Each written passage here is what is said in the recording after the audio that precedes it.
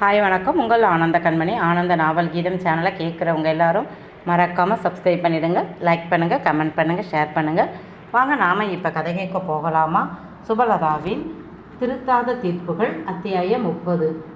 அவன் நண்பர்கள் இருவரும் அடிக்கடி இப்படித்தான் சொல்வார்கள். அதனால் என்னடா, இந்த பணத்தை சம்பாதிச்சு சேர்த்து வச்சு என்ன பண்ண போகிறேன்?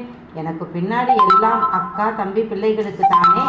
அப்போ கொடுக்கறதுக்கு பதில் இப்போ கொடுத்தா அவங்களும் சந்தோஷப்படுவாங்க தானே என்பான். இது ரொம்ப தப்பு தமிழ். உனக்கு கல்யாணம் ஆகும், பிள்ளை குட்டின்னு நீயும் வாழ்வாய். முட்டாள்தனமாக கல்யாணம் பண்ணிக்க மாட்டேன்னு பிடிவாதம் பண்ணாத. உன்னுடைய காதல் தோல்விக்கு நீ பொறுப்பில்லை. அப்புறம் என்ன, உன் அப்பா பார்க்குற பொண்ணை கல்யாணம் பண்ணிக்கிட்டு செட்டில் ஆக வேண்டியது தானே. யார்? ஏன் அப்பா பார்க்குற பொண்ணையா? அப்படி அவர் பார்த்த பொண்ணை நான் கட்டிக்கிட்டா அப்புறம் அவர் ஜெயிச்ச மாதிரி ஆகிடும்டா. அப்போ விடு, நீ ஏன் ஒரு பொண்ணை பார்த்து விரும்பி கல்யாணம் பண்ணிக்க? எதுக்கு?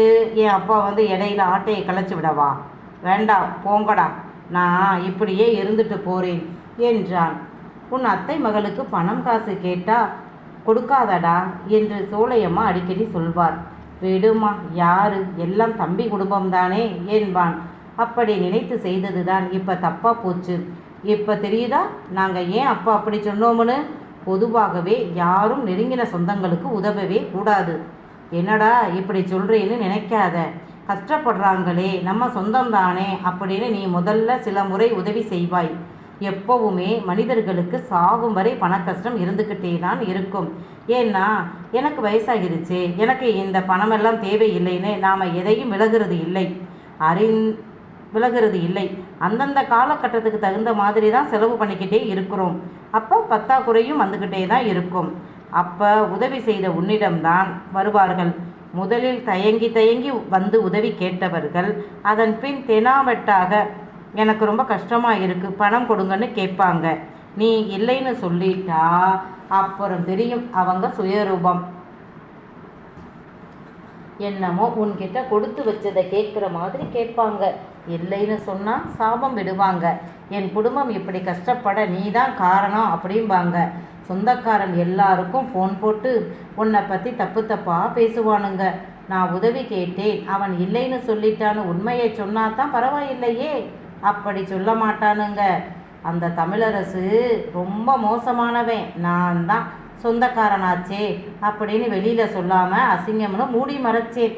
இப்போ பாருங்க, என்னையே அவன் நீ யாருன்னு கேட்குறான் என்பார்கள். அந்த பக்கம் கேட்குறவனுக்கும் உண்மை தெரியும். ஆனாலும் அப்படியான்னு கேட்பான்.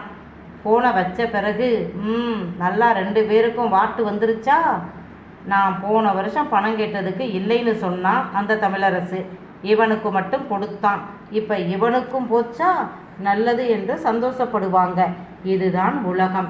இதுவே முகமறியாத யாருக்கோ செய்தா திருப்பி கேட்கவும் மாட்டான்.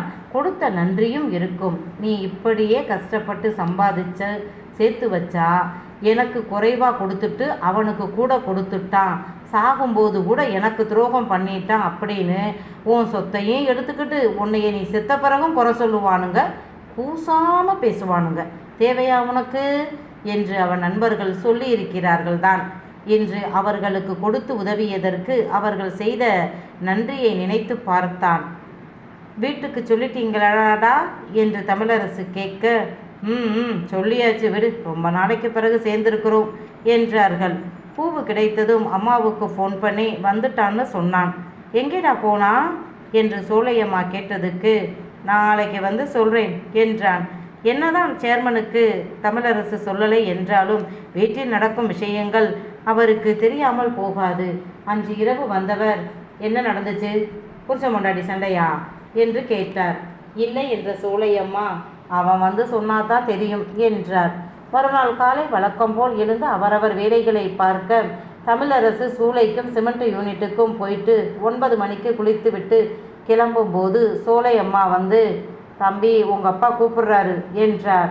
என்ன என்று அம்மாவை பார்க்க, விஷயம் அவர் காதுக்கு போயிருச்சு போல, விசாரிக்க கூப்பிடுறாரு என்றார். அவன் போனதும், என்ன பிரச்சனை? கல்யாணமாகி 3 மாதம்தான் ஆகுது. அதுக்குள்ளே அந்த பொண்ணு காணாமல் போனால் ஊர் உலகம் என்ன சொல்லும்? அவள் அப்பனும் அண்ணங்காரனும் இதுதான் சாக்குன்னு ஓடி வந்து அவனுங்க செல்வாக்கை காட்டி நம்ம 3 பேரையும் உள்ளே தள்ளி லாடம் கட்டுவானுங்க. தேவையா எனக்கு சொல்லு?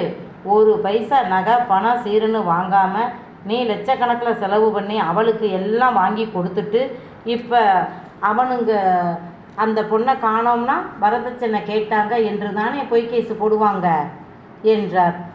நீங்களும் உங்கள் மகனும் மருமகளும் என்னையும் என் பொண்டாட்டியை நிம்மதியாக வாழ விட்டாலே போதும்.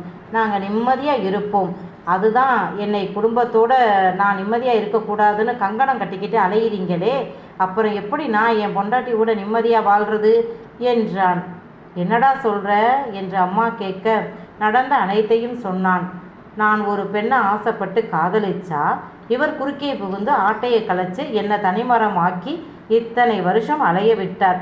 அப்புறம் உங்கள் 2வது மருமகள் பண்ணின கேடித்தனத்தினால நான் பலியாகி அவமானப்பட்டு கடைசியாக ஒருத்தியை கல்யாணம் பண்ணி சந்தோஷமாக இருக்கலாம்னா இப்போ உங்கள் தங்கச்சி உங்கள் சின்ன மருமக பண்ணின காரியம்தான் இது என்றான். என்னடா பண்ணி தொலைச்சா? நல்லா தானே பணம் காசுன்னு உங்ககிட்ட பிடுங்கிக்கிட்டு இருந்தா, அப்புறம் இப்போ என்ன பண்ணுனா என்று சோலையம்மா கேட்க தமிழரசு நடந்த அனைத்தையும் சொன்னான். அதை கேட்டு இருவருமே வாயடைத்து போனார்கள். இது ரொம்ப தப்பு என்று சேர்மனுக்கு புரிந்தது. பிரேமா வாயாடி என்று அனைவருக்கும் தெரியும்தான். இருந்தாலும் இப்படி பண்ணி இருக்கக்கூடாது என்றார். அவள் பணம் கேட்டு அவன் இல்லைன்னு சொன்னதற்காக என் மனைவியை இப்படி படிக்கிற இடத்தில் அசிங்கப்படுத்தி இருக்கா என்றான். உனக்கு நல்லா வேணும்டா.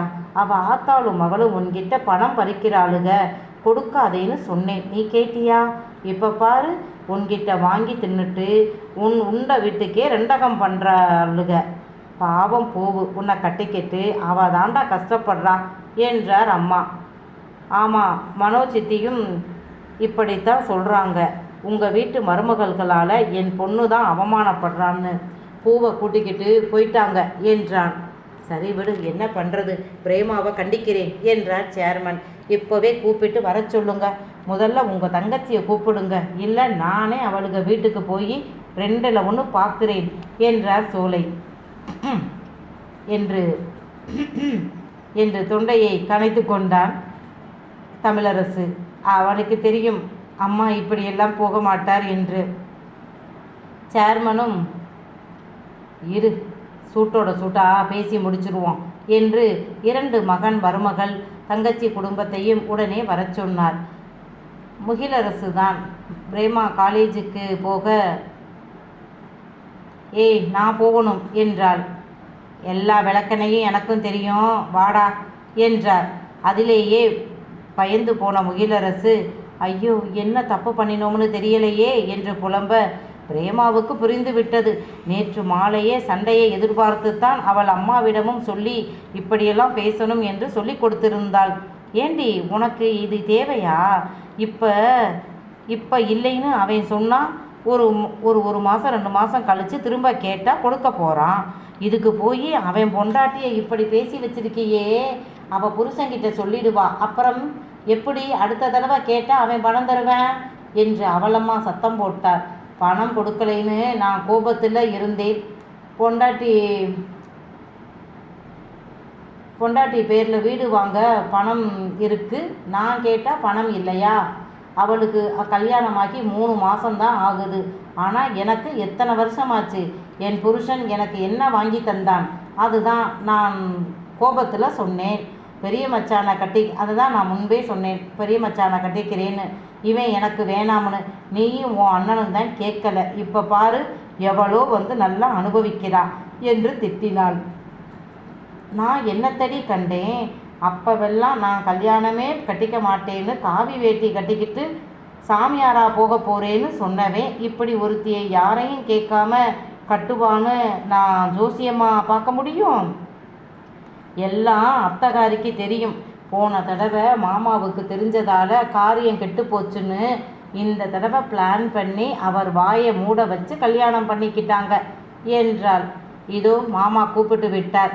என்ன பேசுறது, எப்படி பேசுறது என்று தன்னையே தயார்படுத்தி கொண்டு கிளம்ப பிரியா ஃபோன் அடித்தாள். திடீர்னு காலையில் ஏன் வர சொல்கிறாரு மாமனார்?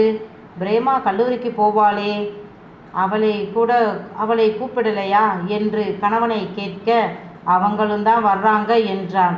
அப்படி என்ன முக்கியமான காரியம், அதுவும் தலபோற காரியம் என்று பிரியா கேட்க, எனக்கு தெரியலடி என்றான். அது என்ன ஏது என்று விசாரிக்கத்தான் பிரியா பிரேமாவுக்கு ஃபோன் அடித்தாள்.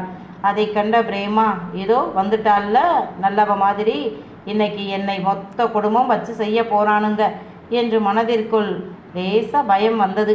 சோலையம்மா மகள் இளவரசியையும் உடனே வா என்றதும் அவளும் என்னமோ ஏதோ என்று வந்துவிட்டாள். அங்கே போய் என்ன பண்ண போகிறோம், திட்டு வாங்கத்தானே போகிறோம், அப்புறம் என்ன என்று ஆடி அசைஞ்சுதான் வந்தாள் பிரேமா. அனைவரும் வந்ததும் சோலையம்மா நடந்ததை சொல்ல அனைவரும் வெகுண்டு விட்டார்கள். பிரியாதான் பிரேமாவிடம், நீயும் நம்ம ஆளுன்னு நிரூபிச்சிட்ட, வாழ்த்துக்கள் வாழ்த்துக்கள், இப்படியே அப்பப்போ ஓ மாமா மகனுக்கு குத்தல் குறைச்சல் கொடுத்துக்கிட்டே இரு, போதும், இந்த கல்யாணம் புடுங்கிக்கிட்டு போயிடும் என்றாள். இவர்கள் ஏதோ பேசுவதை பார்த்த சோலையம்மா, என்ன அங்கே 2 பேரும் ஏதோ கூடி கூடி பேசுகிறீங்க, அடுத்து யார் குடும்பத்தை கெடுக்கலாம்னு பிளான் பண்ணுறீங்களா என்று கேட்க, மாமியாரை முறைத்து கொண்டிருந்தார்கள் மருமகள்கள் 2 பேரும். என்ன பிரேமா, நீ ஏன் இப்படி பண்ணின, நம்ம குடும்ப கௌரவம் இந்த விஷயம் வெளியே தெரிஞ்சால் என்ன ஆகிறது என்று இளவரசி கேட்க, உங்கள் குடும்ப கௌரவத்தை தான் பார்க்குறீங்களே, அநியாயமாக படித்து லெக்சரராக காலேஜில் வேலை பார்த்து லட்சக்கணக்கில் சம்பளம் வாங்குகிற என்னை இந்த உதவாக்கரைக்கு கட்டி வச்சு என் வாழ்க்கையவே கெடுத்துட்டீங்க. எல்லாரும் ஒன்றும் இல்லாமல் கட்டிக்க துணி கூட இல்லாமல் நாம் கொடுத்து கட்டிக்கிட்டு வந்தவ பெயரில் வந்த 3 மாதத்தில் 10 கோடி ரூபாய்க்கு பங்களா டவுனில் வாங்கியிருக்கிறாரு உங்கள் தம்பி. நான் அதையா கேட்டேன், பிச்சை காசு உங்கள் தம்பிக்கு 3 லட்சம், கடங்காரன் கழுத்தை நெருக்கிறான் கொடுக்கணும்னு கேட்டதுக்கு இல்லைன்னு சொல்லிட்டாரு. அத்தை நல்லா கேளுங்க, இத்தனை வருடத்தில் உங்கள் மகன் கோடி கோடியாக கொட்டி எத்தனை சொத்து வாங்கியிருக்கிறாரு, அதில் 1வது உங்கள் பேருக்கு வாங்கியிருக்கிறாரா? பெத்த மகன் பெத்த தாய்க்கு எதுவும் வாங்கி கொடுக்கல, அதுவே நேற்று வந்த பொண்டாட்டிக்கு 10 கோடிக்கு பங்களா கேட்டால் உங்களுக்கும் வயிறு எரியுது தானே என்றாள். அதை சொல்லு, இம்புட்டு நாள் காவி கட்ட போறேன்னு தெரிஞ்ச ஆள், கல்யாணம் கட்டினா எங்கள் பங்கு சொத்து பிரிஞ்சு போயிரும்ல என்றாள் பிரியா. எல்லாம் உங்கள் அப்பா வாழ 3 பேருக்கும் கல்யாணம் ஆகிடுச்சு, சொத்தை பிரித்து கொடுத்துருந்தா இந்த தொல்லை வருமா என்ன என்றார் சோலையம்மா.